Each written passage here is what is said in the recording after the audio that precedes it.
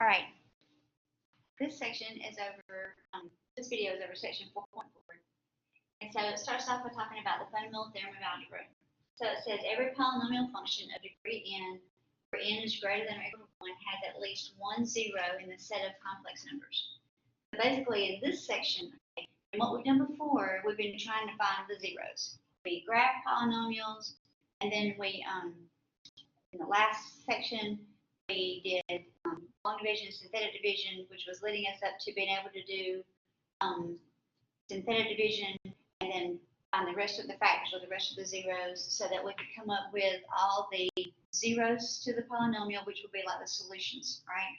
Now, in this section, they're going to give us the zeros, and we're going to write the polynomial. So we're going reverse, okay? So here it says, find a polynomial function of degree 3 having these zeros, -3, 1, and 7. So, like I was saying in the last section, I think right before it ended, a factor is x minus the number. X minus the number. And the zero is just the number. I still wrote it for what am I doing? All right, I was putting the number sign. It could be any number. And then the zero would be just that number. So if this were like a -5, this would be x plus 5.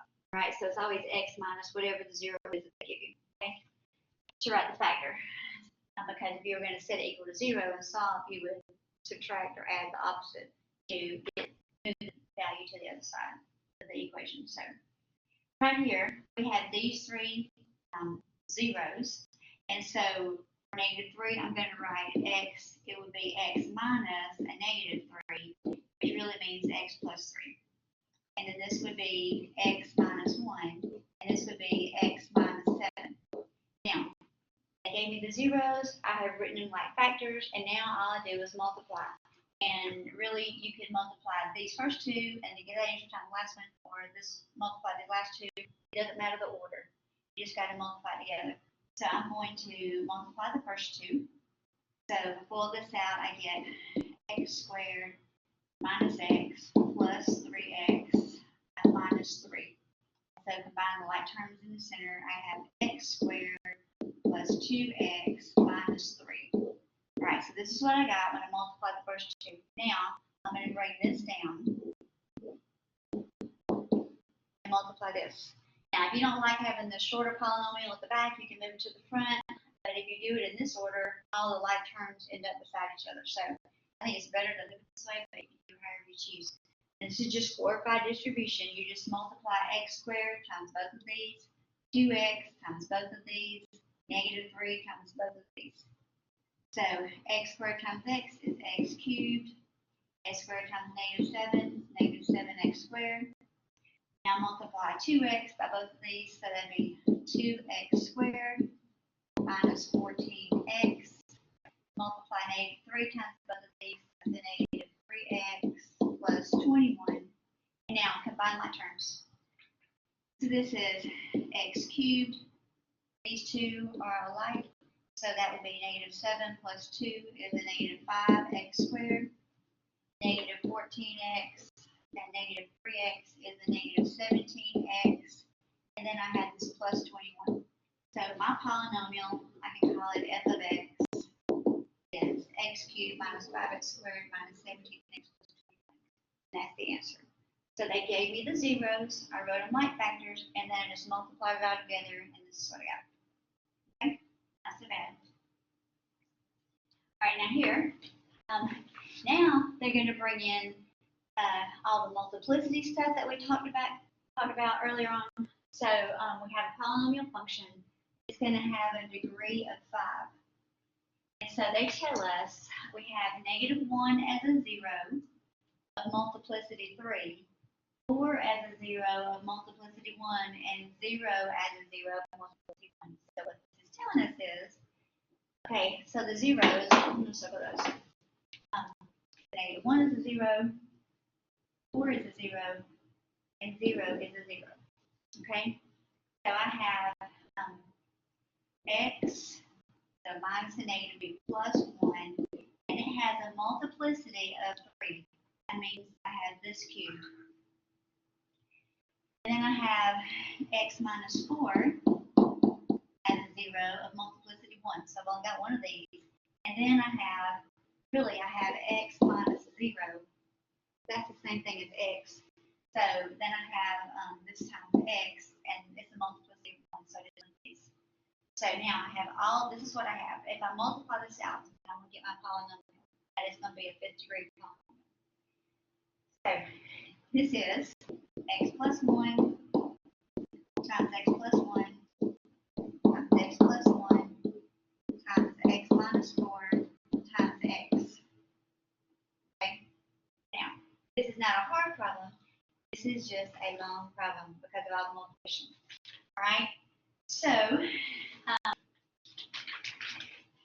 when I multiply these first two, and I'm pretty sure everybody can multiply this, really these are the same. I could just write it x plus 1 squared and use a little, and that's really what I'm going to do. I'm just going to write this answer down. So when you multiply these two, you get x squared plus 2x plus 1. All right, and if you were to pull this out, that's what you get. Okay. So then I have, okay, now there's different ways you can look at this. I can multiply this by x plus 1. And then, I just forgot this down. This is what it leaves me. Okay. Now, this choice is yours. You can multiply these two together, pull it out, get that answer. Multiply these two trinomials together. Or you can multiply this trinomial times this x plus 1, get that answer. Multiply x times both of these, get that answer, and then multiply that together. You're multiplying. It doesn't matter how you want to do it. Okay? So, I'm going to multiply these two together because I think that's probably what you would do. All right? So I'm going to leave this one, and I'm going to multiply this. So this would be x squared minus 4x plus 1 minus 4. So this is really x squared minus 3x minus 4. And then I'm bringing this down. X squared plus 2x plus 1. And now I have this x at the back. Okay, then I'm multiply at the end, I guess. Now I'm going to multiply this trinomial times this one. So basically, I'm going to multiply x squared times all three of these, 2x times all three of these, 1 times all three of these. Okay. So, it's going to give me x to the 4th, and then x squared times 3x is negative 3x cubed minus 4x squared. Right, so multiply this first term times all three of these in the second parenthesis. Now multiply 2x by all of this. Okay, so then this is, I'll do it. Alright, so now I'm multiplying the 2x. So this is going to be 2x cubed minus 6x squared minus 8x. Now I'm going to multiply 1 times all this. So this would be plus x squared minus 3x minus 4. 1 is 1. Okay. Now, combine these terms, like terms together. So I have this x to the 4th, and I have an x cubed here and here. So negative 3 plus 2 is a negative 1x cubed. I have x squared here, here, and here. So negative 4 and negative 6 is a negative 10, plus 1 is a negative 9x squared. So I have done all these with the lines under them. So this leaves me a negative 8x and a negative 3x, which is a negative 11x, and then I have this minus 4 at the end. And we're still not done. So I multiply these two trinomials. I got this. Now I have this x to distribute into all of this. So basically, I'm going to raise all these powers. So this is going to be x to the 5th minus x to the 4th minus 9x cubed minus 11x squared minus 4x. So I just multiplied x by all that, and that's what I got. So finally, this is my polynomial. Okay. So in some of these, they're going to start to tell you the different multiplicities. And so that just means whatever the 0 is, you raise it to that power. So that means you have 3 of them, so you just got Write it all out and multiply it together. Okay? All right, so it's not a hard problem. It's just long, lots and lots and lots of multiplication. Okay? All right, now, then they begin to throw in some i's, some imaginary numbers. Okay? So we have a polynomial function of degree 3 having these three zeros. Okay? So our right is a factor, just like I did all the other stuff. So this would be x minus 2 times x minus 5i times x. This would be minus a negative, so it's a plus 5i. Now, if you ever have any imaginary numbers that you have as a zero, you need to do these together first. So even though I could multiply this, it's going to be a lot easier if I just go ahead and multiply this. All right? Now,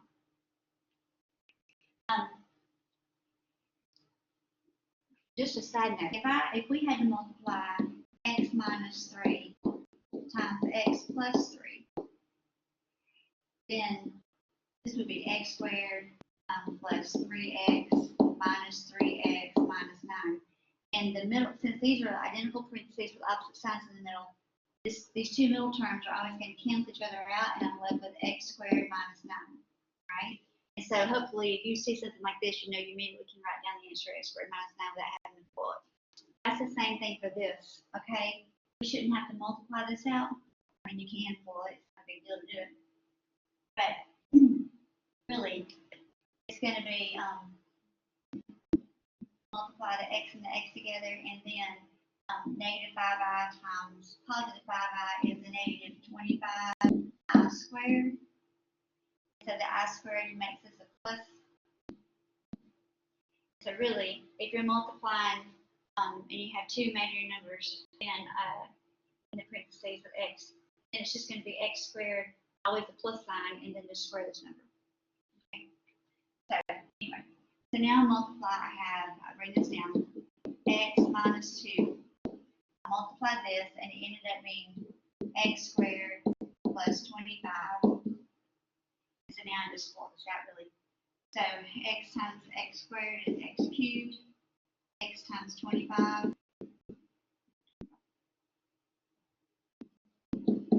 Negative 2 times x squared. Negative 2 times 25 is a negative 50. Now, I'm sure that Kirsten will want this in order, and usually you write it in descending order by powers of x. So it would be x cubed minus 2x squared plus 25x minus 50. So this is the polynomial. Okay, so don't get hung up on where it says degree 3 or whatever. It's going to work out that way. They gave us 3 zeros, we ended up with x cubed. That's how that was going to work. Right now, this is just giving us some information. All right, 9 real zeros. So that means if we have complex zeros or imaginary, whatever.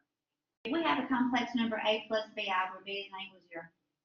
If this is a zero of the polynomial, so if we have a complex number that is 0 of the polynomial, then we know that its conjugate is also a 0. This is because imaginary, non-real zeros are imaginary. It's not real, it's imaginary. They always travel in pairs, okay? It's like if you have, although we had 5i and negative 5i, okay? So if we had, say for example, we had 3 plus 7i, now I know I would have 3 minus 7i, right? So to get the conjugate, you're just going to change the sign of the imaginary part.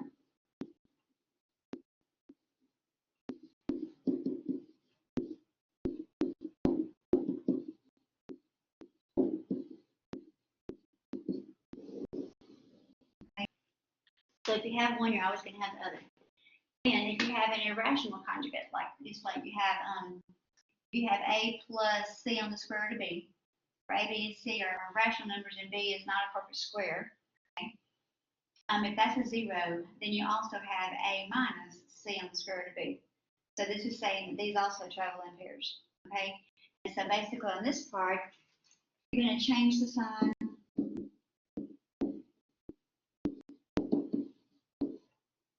of the irrational, which is your square root part.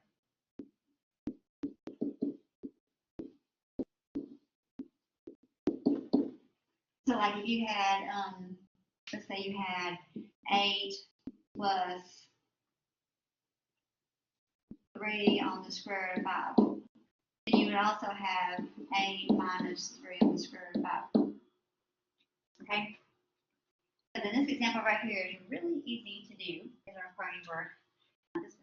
Suppose that a polynomial function of degree 6 with rational coefficients has, so then it gives us the zeros. Find the other ones. All right, so we have -2 plus 5i. Well, then we know we also have -2 minus 5i. We have -2i, so we also have a positive 2i. And then we have 1 minus the square root of 3, so we also have 1 plus the square root of 3. So they want us to find the other zeros. Altogether, there should be 6. So they've given us 1, 2, 3, and then we found the other 3, which is really just the conjugates. And so we found 1, 2. So altogether, we have 6. That's how you do. Okay. Now we're going to use that fact to do what we were doing before. All right, so now they want us to write a polynomial or find a polynomial of this degree with rational coefficients that has 2 plus I and 8 as 0. So both of these are zeros. So if we have 2 plus I, we also have 2 minus I. So really we have 3 zeros. Okay? So to write the factors, we're going to have, I'm going to write the 8 first. So we're going to have x minus 8. Then we have x minus, and this is 2 terms. So I'm going to write x minus, and then I'm going to put 2 plus I. Then I have x minus, and I'm going to put 2 minus I. Okay, so I'm doing what I did before. It was x minus the 0 that they gave me. All right. Now, this is the imaginary part. So I'm going to take care of this part first, and then whatever I end up with, I'll multiply x minus I. Okay? All right, so now, I don't like having parentheses inside parentheses, so I'm going to distribute the negative through here. That's going to give me x minus 2 minus I times x minus 2, and that negative's going to make that a plus I. Okay? Then I'll bring this down. Now, I'm going to multiply this together. All right. This is not a trick, and this is legal, but I think this makes this easier. Okay? All right. I'm going to add some parentheses here. And so if I put a parentheses around this x minus 2, I didn't change that at all. It still says the same thing again. I can put a parentheses around that here, right? So now, if I look at what I'm given, I have something minus I, and that same something plus I. Now over here,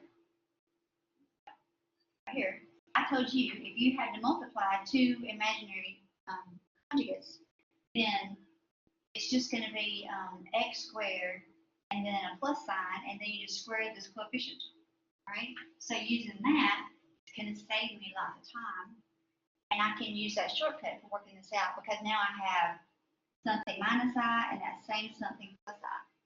Okay?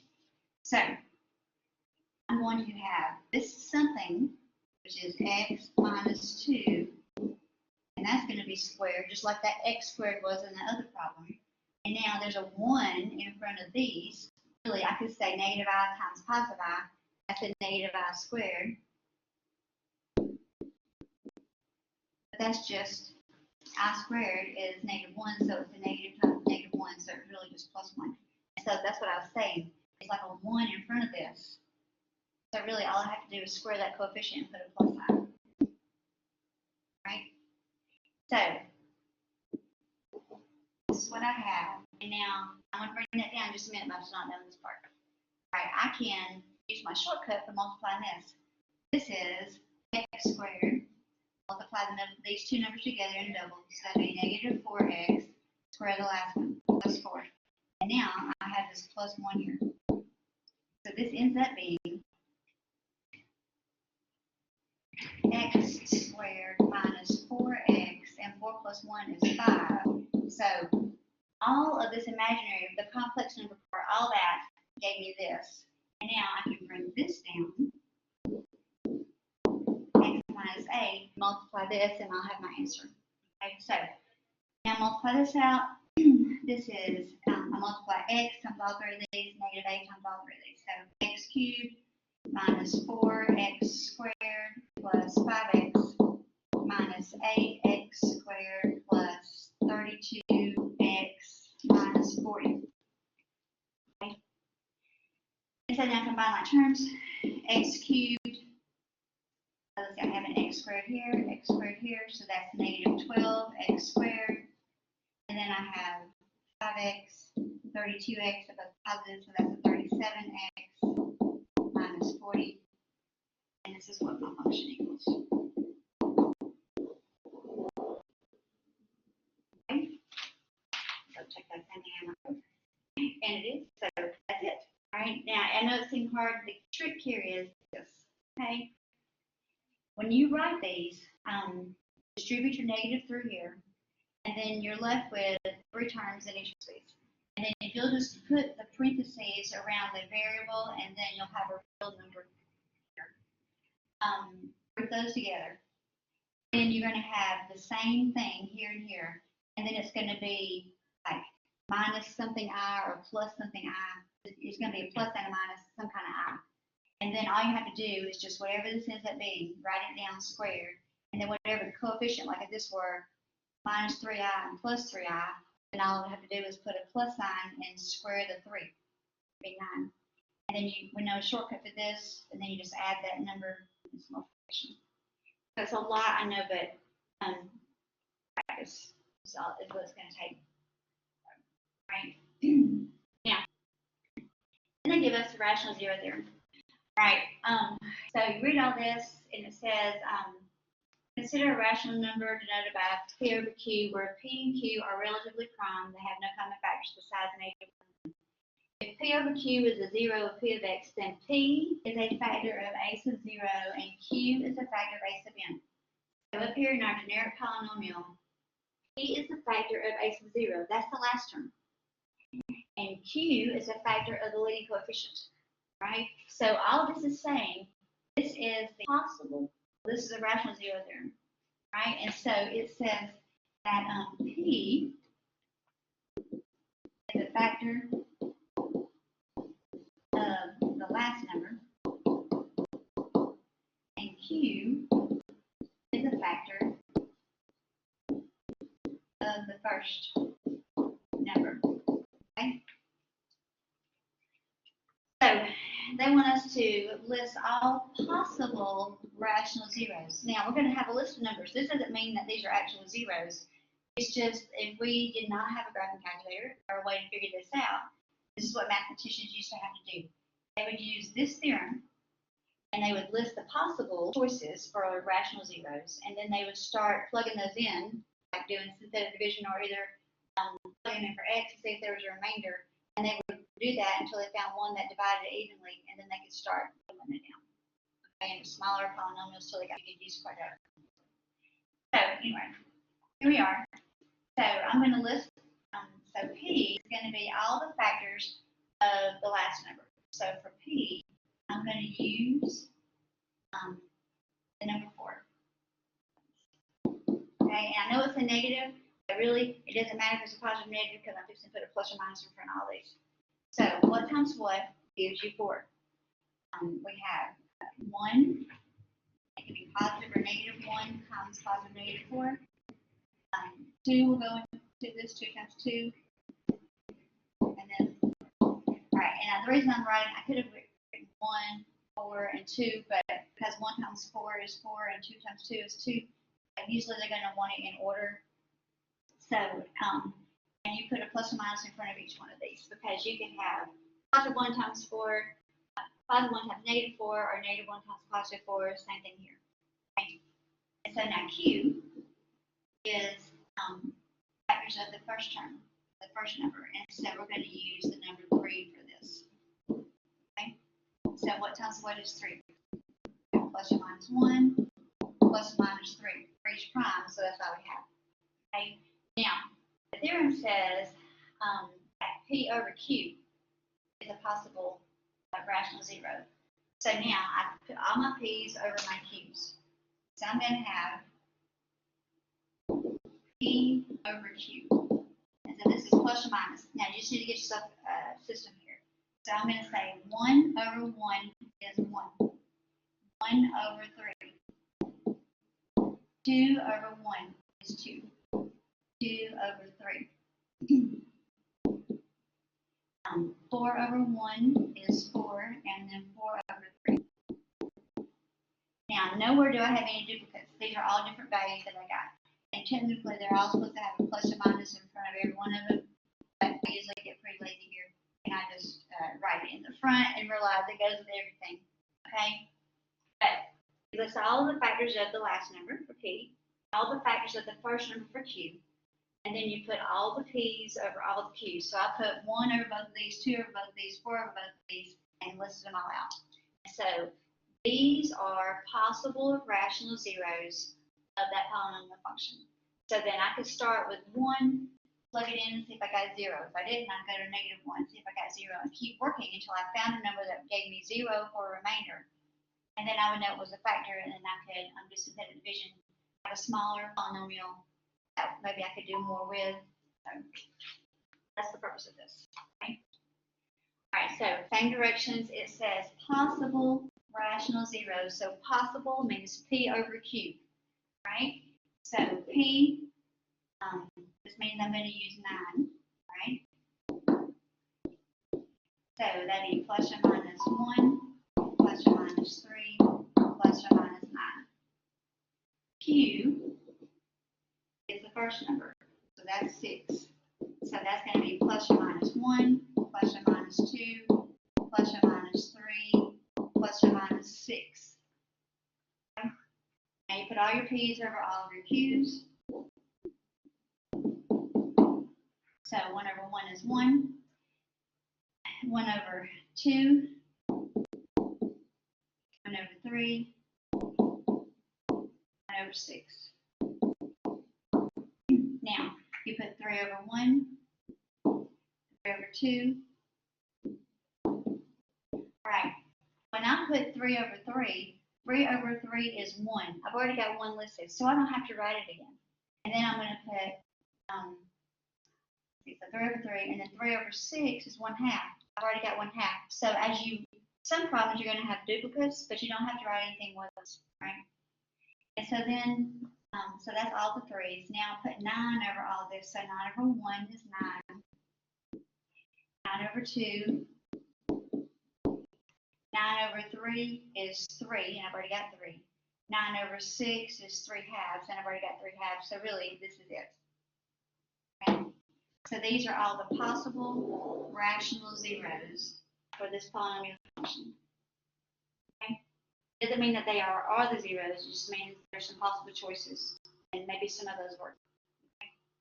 All right. Now, they give us this polynomial. This is a really big one. And it says find the rational zeros and then the other zeros, and then factor into linear factors. All right. This is really just something about definitions. Okay.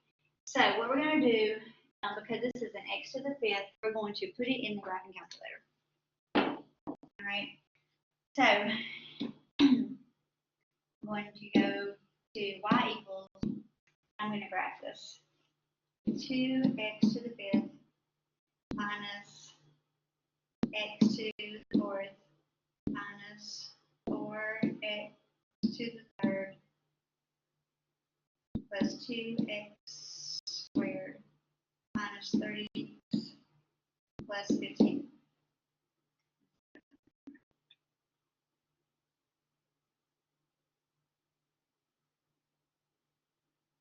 Okay, so then I graph.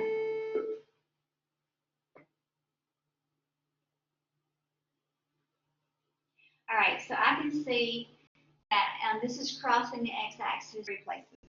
All right, now it doesn't look like it's right on it, and so over here I'm going to try this one right here. So I'm going to do second trace. I'm looking for for the zeros, so I'm going to press 2 for 0. And then I'm going to very carefully look at my cursor, and it looks like it's close to -2. So I'm going to come over here so I can see my cursor. See it.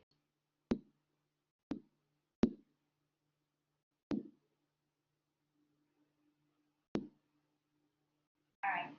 So this is the one that's really steep. I know there's one always in my notes. I can't remember which one it is. This is the one that's really steep. All right. So I don't know if you can see this or not, but here the y value is 18 point something, so it's above my graph. When I press this left arrow, now my y value is -23.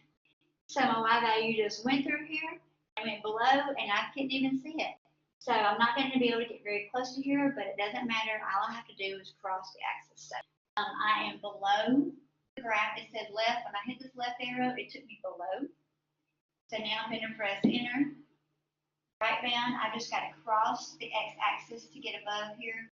So I do this, so now I'm up there somewhere. I still can't see my cursor. So I press enter, and then yes, I press enter because I can't close.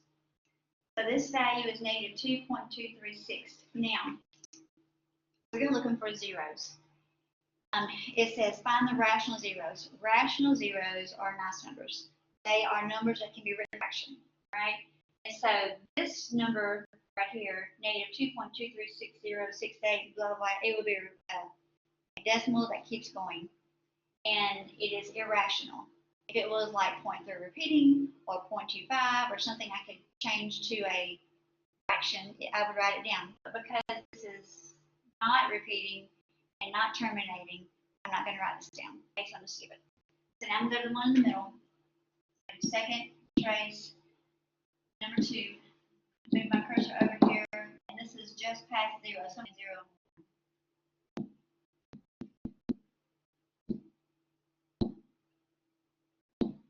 Here's my cursor. See it. All right, so here's my cursor. So I can't get close to where it crosses. So it says left bound. So when I hit the left arrow, it takes me up. Okay, so I'm going to get where I can see it. So I'm above the line. So I press enter. Left bound, right bound means I need to go to the right, and so just enough to cross the x-axis. When I press this right arrow, it takes me below, so I've crossed it. So I press enter, and now I'm going to go back up here just because it really doesn't matter, but it's closer. And so I get 0.5. Now 0.5 is a rational number. That's 1/2. I can write that down. So I come over here, and I'm going to write A. I'm going to write down 0.5 because that's a nice number. Okay. Now I bring my calculator back up, and just for time's sake, because this video is already going to be long, I would do second trace number 2, and I would go over here and try to find this one. But it's going to be the same as this one here. It's going to be irrational. They travel in pairs, and so this is not. I'm not going to be able to write this one down either. So this polynomial is x to the 5th. It's going to have 5 zeros altogether. Some of them obviously are going to be imaginary because it didn't cross the x-axis 5 times. So I know that 2 of them are going to be imaginary, 2 are irrational, and then this is the only one that's rational. So now, okay, so for rational zeros, we're going to write down nice numbers. Okay, so numbers that you can write like a fraction or just a regular integer. Okay? So this is what I get. So now I'm going to take 0.5 and I'm going to do synthetic division. Okay, so 5, 4, 3, 2, 1, 0. I'm not missing a term. So I write down my coefficients: 2, -1, -4, 2, -30. If I remember in here, 15. Okay. All right, so bring down the first number, multiply, well, half of 2 is 1. That gives me 0. Okay, don't panic when you get 0. So 0.5 times 0 is 0. Anything times 0 is 0. Add down. Multiply. Half of -4 is -2. Add down. We have another 0. So anything times 0 is 0. Add down. Get -30. Half of -30 is -15. When I add down, I get 0. And that's my remainder, which is what I was supposed to get because I found this in the calculator and know it is a 0. Okay. So now, what does this mean? It started off x to the 5th. This polynomial would be 2x to the 4th. This would be 0x cubed, so I'm going to skip that. Minus 4x squared plus 0x, I'm going to skip that. And then minus 30. Now, it said, find the rational zeros. So this is the rational zero. And I can only write this one down. Okay, maybe you find all of them and they're all nice numbers, you write them all down, you don't want the problem. Okay, but that's not the case with this one. And I'm doing harder examples here because ones in your homework should be easy. You should be able to find most of those in the calculator, right? So, but this is what happens when they're not easy. So then we got to find the other zeros. All right, so I found this one. Now I'm looking for, eventually I want to have all 5 zeros. So I set this equal to 0, and I see this is a quadratic type problem. Yeah, 2 will go into all these, so I can factor a 2 out. That's going to give me x to the 4th minus 2x squared minus 15. Now, this is easier. I can factor this without having to think too hard. So this is x squared and x squared. What times what is 15? That negative 15 that adds to give you negative 2. So it's going to be 3 and 5, and I need a negative 2, so I put the minus here and the plus here. Bring this 2 down. Now, this 2, I would divide by this 2 and it would go away. I'm going to need it later on. So, really, I'm just going to ignore this right now. I'll just circle it so I don't forget about it. But if I were solved, I wouldn't need the 2, so I would divide both sides by 2 and it'd be gone. But later on, when we have to write our answer at the very end, I'm going to need to remember I had a 2 here. So now I'm going to set each of these parentheses equal to 0.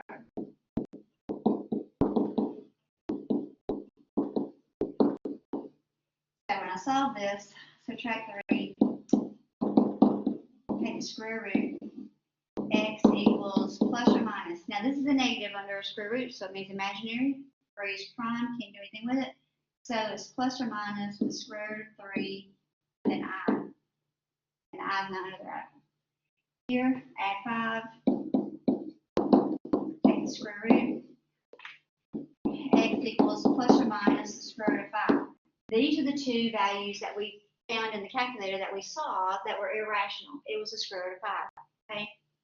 This one, these 2 are imaginary, so we didn't need to see them. So it crosses the x-axis in 3 places. Positive square root of 5, negative square root of 5, and then up here at 0.5. And then these are the other 2. So altogether we have 5 zeros. 2 imaginary, 3 real, okay? And so, this question said, part A, find rational zeros, find the other zeros, and so all the zeros for part A are 1/2 square root of 3i, negative square root of 3i, square root of 5, negative square root of 5. Okay. Now part B said factor into linear factors. So now they want me to write all this like factors. Okay. So I'm going to write x minus 1/2, x minus, okay, I could put these next, I think in the book it had the real part first, so I'm going to write this one, and then this one, and then I'm going to put the imaginary part of it, all right? So then this is going to be x minus the square root of,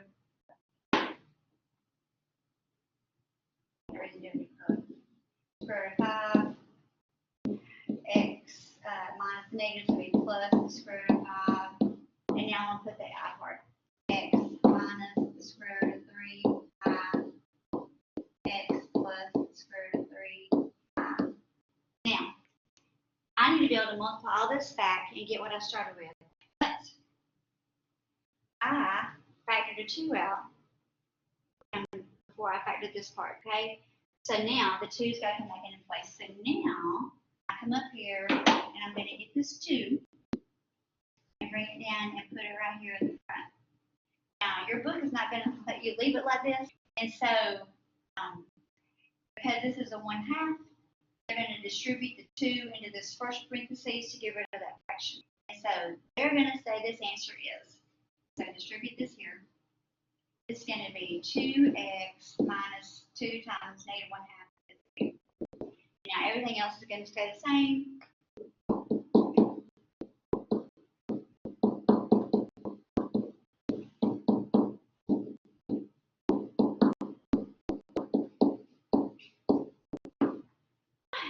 And these are all the linear factors. Okay? Thank goodness we don't have to multiply that back to show we can start. Okay? All right, now, same problem again. So we'll do this one. All right, so we start off by graphing it. Now you can find these zeros using that little apps button in the calculator where you press apps and then go to that poly simulator or whatever and do it that way. But I used to always have done it by graphing. So I so go here, go to y equals, type this in.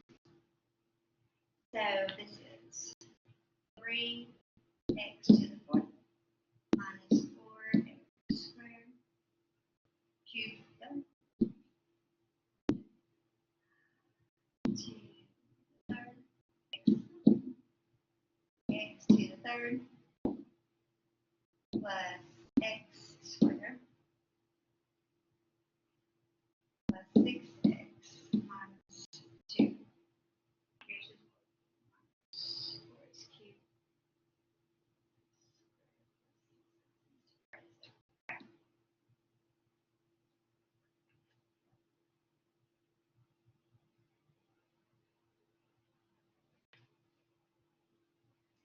Okay, so it crosses 2 times. The other 2 must be imaginary. So it looks like it's right on 1 over here on this side, so I'm going to check that. So without having to do left, right, yes, I'm just going to go to my XY chart and look at -1, and right beside -1 is 0, so I know that's it. So I can write -1 down without having to do any work. All right, now I'm going to find this one right here. So I do second trace number 2, and I'm getting closer to it here. All right, so it says left bound, so I press the left arrow. It takes me below the x-axis, so I know I'll start below, so I press enter. Now cross the x-axis to the right. I crossed it, press enter. Now I guess, just try to get close to it. Press enter. It's point through repeating. Now, point through repeating is a rational number. It is 1/3. So I can write that down. So rational zeros are -1 and then 1/3. Okay? And now I've got to find the other ones. And so the other 2, apparently there's 4 zeros, so the other 2 must be imaginary. So I'm going to take these 2 numbers and I'm going to do some division. It doesn't matter which one you start with. I started with -1. So this is 4, 3, 2, 1, 0. It's missing nothing. So I write 3, -4, 1, 6, -2. Write this down. This is -3. Add down. Multiply. Add down. Multiply. Add down. Multiply. Add down. So I get 0. That's what I want to get. Now, I found 2 nice numbers, 2 rational numbers. So I don't have to write this like a polynomial. I can just keep going. And so I'll get a different color. Okay, now this is 1/3. Don't forget how to do the fraction. All right, so I'm going to take 1/3. And notice I don't change these signs because these are the real zeros. Okay, it's not. I didn't have x minus or x plus. These two numbers I found together, so I use the exact values. So now let's skip space and just keep this going. So I bring down this first number and you multiply. 1/3 times 3, the 3's cancel, gives you 1. Add down, that's -6. 1/3 times -6, 3 and 6 cancel to give me a -2. Add down, that's a +6.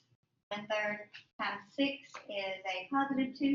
-2 and 2 is 0. I get 0, which I was supposed to get 0 for the remainder on this part, so it worked out. So now, this is the answer. These are the numbers I got when I did 2 synthetic divisions in order. Okay, so I'm going to take this and write the polynomial. All right, this polynomial starts off as x to the fourth. I do synthetic division one time, this became x cubed. I do it again, this is x squared. So this is really 3x squared minus 6x plus 6. And I'm going to solve it to find the other zeros. And now I've gotten down to quadratic that I can work with. Okay? Now, I'm looking at these numbers saying, we're going to all these, so let me factor the 3 out. That leaves me x squared minus 2x plus 2 equals 0. Now I'm just going to go ahead and tell you. This does not factor. And so you could do quadratic formula and get your answers, but I'm just going to be lazy, and I did modify 3 in the Casio, or you could do the little apps button in the graphing calculator, and it gave me 1 plus or minus 5. I knew it was going to be imaginary, so this part, I found that this was 1 plus or minus 5. So you get 1 plus I and 1 minus I. So that's 2 zeros, and then we found 2 real zeros.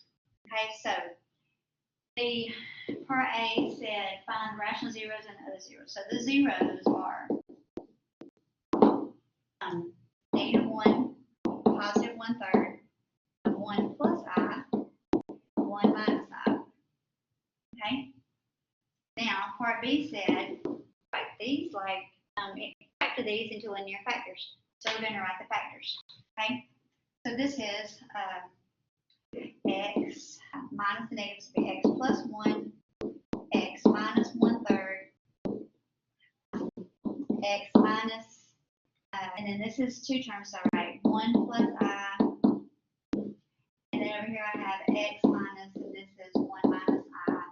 Okay? And so they actually leave that way. And then now, because I factored out a greatest common factor here, so that's going to come back into play here. And so, which one of these do you think they're going to distribute it to? It will be the one with the 1/3. They get rid of that fraction. So they're going to take this 3 and multiply it by this 1 parentheses. And so we end up with 3x minus 1, because when I'm multiplying this would just be the first cancel. And now bring this down. This would be x plus 1. And then this is x minus 1 plus I. And then leave it this way. X minus 1 minus I. Okay? And these are the linear factors. Okay? And then one more thing, and then we'll be done. This is called Descartes' rule of signs. And basically, they're saying if you have a polynomial function with real coefficients and non-zero constant term, the number of positive real zeros in that polynomial is either the same as the number of variations of the signs in P of x, or that number, or less than that number by the number of variations by an even positive. Basically, what they're saying is you count the sign changes in the polynomial, and it's either going to be that number, or you go down by an even integer, so you just keep taking, subtracting 2 until you can do it all the way down to 0. Okay? Then negative, you plug in, it's the same as the sign changes in P of negative x, or that number less than that number by a positive even integer. Okay? And then it says down here, a 0 of multiplicity m must be counted m times. Now, the only way I think to understand this is to do a problem. Okay? So, we're going to use, this is Descartes' rule of signs, and basically it's just talking about the variation of the signs, right? How many positive zeros could you have? How many negative real zeros could you have, right? That's what it said. So, you take the original polynomial, and then you just count how many times the signs change. I mean, literally, that's what it is. This is a positive, it went to a negative, so there's 1.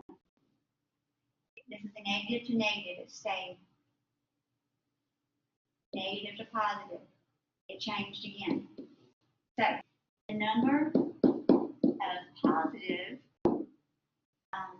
zeros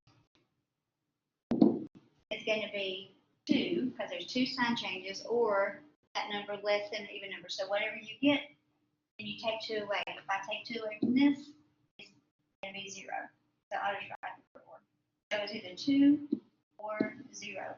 If I had counted and I had a bunch of sign changes, let's say it was 5, then it'd be 5 and take 2 away, or 3, take 2 away, or 1. And I can't take 2 away from that because it'd be negative, and that doesn't make sense. So you're counting the sign changes, and whatever number you get, it's that number, and then you just keep subtracting 2 until you can get in 1. Okay? Now, this is a number of positive. Then, to find the number of negative zeros, you're going to find p of negative x. Now, if I plug in a negative x for all these x's, if negative x is raised to an odd power, it's going to change the sign of the number. But if I plug negative x in here, that's going to square it, and it's not going to have any effect on this negative 5. Okay? So the odd, you plug in a negative x here, you only change signs of odd powers. Because if I raise a negative to an odd power, it's going to give me a negative, which is going to multiply by my coefficient and change the sign. So if it's raised to an even power, it won't have any effect. Right? So now when I write this over, I'm going to write, this is x to the 5th, that's an odd power, so that's going to be a negative 2x to the 5th. This is an even power. Not going to change at all. That's going to stay minus 5x squared. This is to the first power, which is an odd number, so that's going to become the opposite, so it's a negative, so I'm going to get a plus, and then it's going to be x, and now the 6 has no variable at all, so it's not going to ever change. It's a constant. This is plus 6. Okay? So I changed the signs of the odd power terms. Now I count my sign changes. So it's a negative to a negative, it changed, negative to a positive, it changed, and then this is positive, positive. So what this is telling me is the number of negative real zeros is 1. And if I take 2 away from that, I'm going to get a negative. I don't say I've counted and I've got negative whatever. Okay? So we don't go past 0. So this is it. So now I'll make a little chart. Positive, negative, and imaginary. Right. So the choices are, I think your book asks for how many possible positive zeros could you have? You can have 2, or you can have none. How many negative zeros? You can have 1, right? When I used to teach this in Algebra 2, we also included imaginary, and so I always do that to show you how it works. So I can have 2 positive with this 1 negative, or I can have 0 positive with this 1 negative. Now, the degree of this polynomial is x to the 5th. So this column, all the way across, if I add each row, it's got to add up to be 5, because I should have 5 zeros, including imaginary. So I have 2 positive, 1 negative, that's 3. This means I'm going to have 2 imaginary. If I've only got 1 negative, then that means this has to be 4 imaginary, because every row has to add up to be whatever the degree is. And so we said imaginary numbers always travel in pairs, so it should make sense. Okay? And so I think it's nice to include the I part, even though I don't think your textbook really goes into it. But just so you make the connection with all that we've talked about. Alright? Alright, so let's do another one. Here we go. We're trying to count these variations of signs. So we have, we're going to find the number of positive zeros. So I count. This is 1, change signs. Negative, positive, change signs. Positive, negative, change signs. Negative, positive, change signs. So it changed 4 times. So instead of 4, take 2 away. 4, 4, 2, 4, 0. Now, I'm going to write P of negative x, and when I plug in a negative, the only signs that change are the odd powers. So, 5x to the 6th stay the same. Negative 3x to the 4th stay the same. This is an odd exponent, so that's going to be minus opposite of 7x cubed. This is an odd exponent, so that's going to change to plus, that is 12x, and the last one is now count these signs. So this will be the number of negative.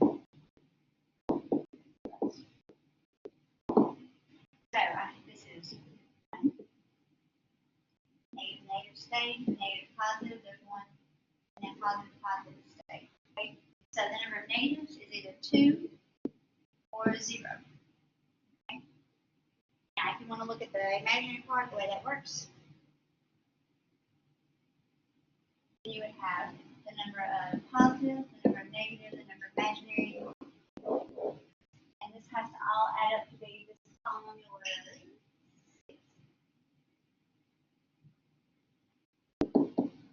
Right, so it's kind of like you have to match them all up. So I can have 4 positive and 2 negative, or I can have 4 positive and none negative. I can have 2 positive and 2 negative, or 2 positive and no negative. Or I can have no positive and negative, or no positive and no negative. And so each of these rows has to add to be 6. So if I have this, that means we have no imaginary. 4, that means that I have 2 here. This is 4. This requires 2. This is 2. So I need 4 imaginary. 4 imaginary, and this would be all 6. Notice the whole column is even numbers. And then your book talks about having a 0 as a 0. And so that occurs when every variable has an x. Every term has an x in it. Okay? And so like right here, in this problem, I would begin by factoring out what they have in common, and they have this x in common. So I bring this x out, that leaves me 6x to the 5th minus 2x minus 5. If this had been x squared, like this says for x cubed, then I would bring out x squared here, and that means that I would have a 0 because if I right now let's say x equals 0. So it would count twice if this was x squared, but it's 6 first. So 0, the number of times the 0 with the 0 is just 1. Okay? Add this into the first. Now I do everything like normal. So the number of positive zeros, your sign changes of what's in this parentheses. So this is 1. That's good. Right now I do my negative. So I'm going to come over here and I'm going to say, okay, what if I have p of negative x? And I'm only worried about this little right here. So this would be a negative 6x to the 5th. This is going to change. So it would be a positive 2x and minus 5. So change this one and change this one. Okay. So now, negative to positive, that's 1. Positive to negative, that's 1. So the number of negative real zeros is 2 or 0. Then you have, alright, so in this one I'm going to have a column for 0 and then a column for positive, negative, and so this is going to be 1 all the way down. And then I have 1 positive, 2 negatives, or I can have 1 positive and negative. This is going to be 1 because I know the 0 is usually. And so the total was x. So this would be 4, so this is 2, this is 2, this is 4. Okay. Now I think your book is going to ask for how many zeros, or how many times 0 you use positive and negative. Okay. But that's how the imaginary falls into it, right? Now, this is just an extra problem I put in here. I think for time's sake, because the videos are so long, I'm just going to skip it. And I don't know if these are your notes, but these were just some extra examples I had at the back, like maybe for a homework. Even though you're online, I'm not going to go over this because it takes a while, and I'm probably not going to have time to do it in class because with all that's been going on, we're behind, missing all these Mondays, so it doesn't matter either. Okay. So that's it.